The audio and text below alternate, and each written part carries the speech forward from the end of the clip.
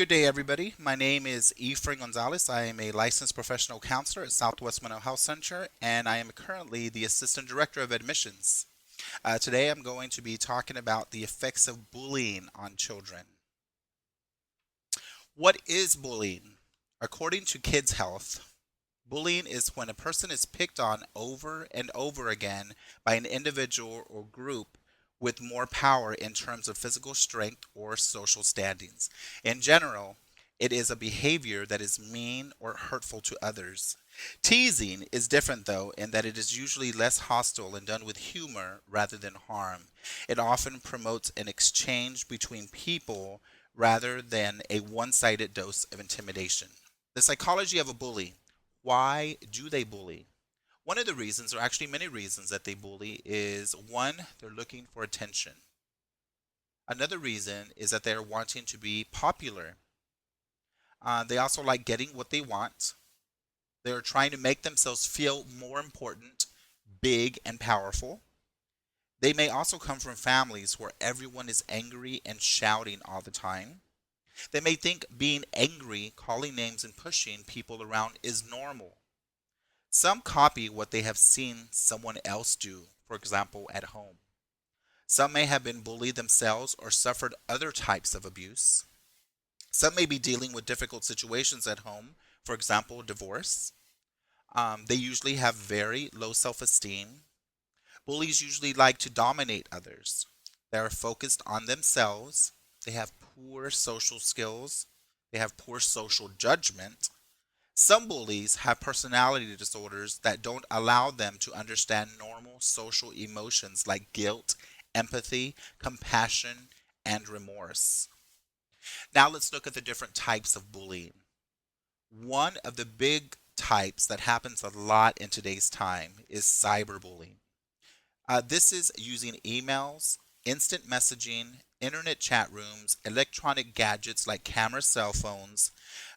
They spread hurtful images and or messages, harassing victims at all hours of the day.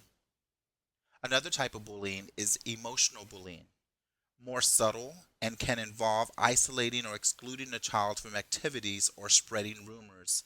This bullying is very common among girls. A third type of bullying is physical bullying. This can accompany verbal bullying and it involves kicking, hitting, biting, pinching, hair pulling, or threats of physical harm.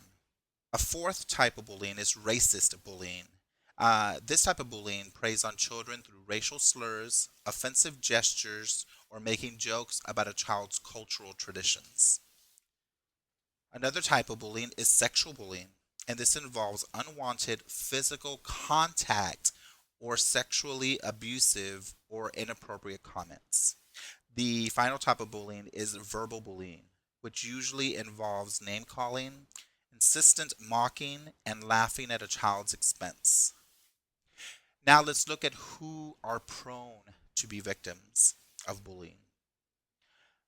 Bullies target people who are different, those who get upset easily, those who have trouble sticking up for themselves, those that are smarter, those who are less likely to retaliate, for example, the overweight, those who wear glasses, those who have an obvious physical difference, for example, big ears, severe acne, and on and on.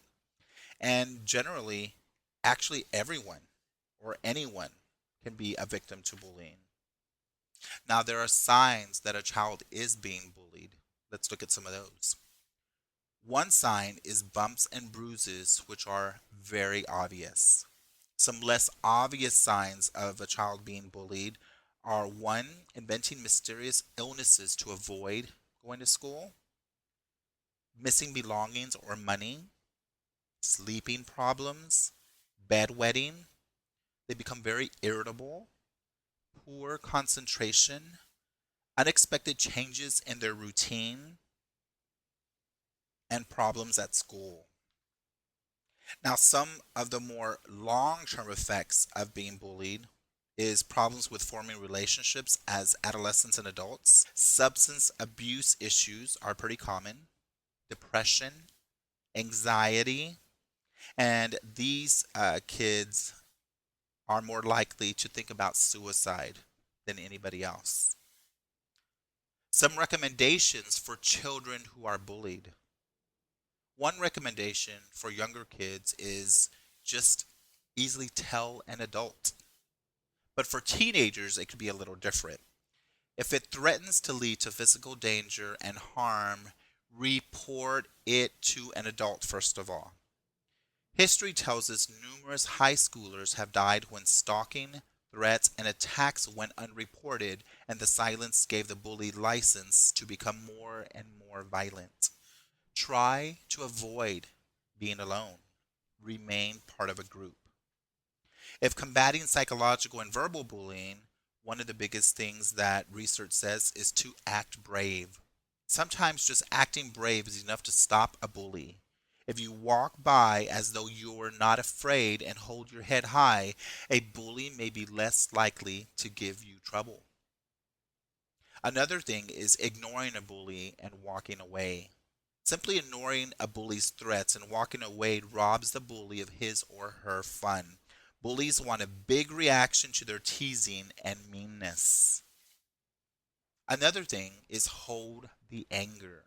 I know you may want to get angry, but hold it. Bullies want to know they have control over your emotions. If you're in a situation where you can't walk away, use humor. It can throw the bully off guard. Work out your anger in other ways.